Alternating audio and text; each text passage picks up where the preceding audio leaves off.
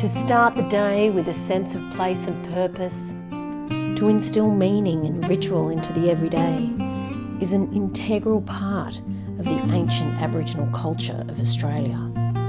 The artwork Women's Ceremonies at Marrapinti depicts symbols associated with the site of Marrapinti near the Kirakura community in Western Australia.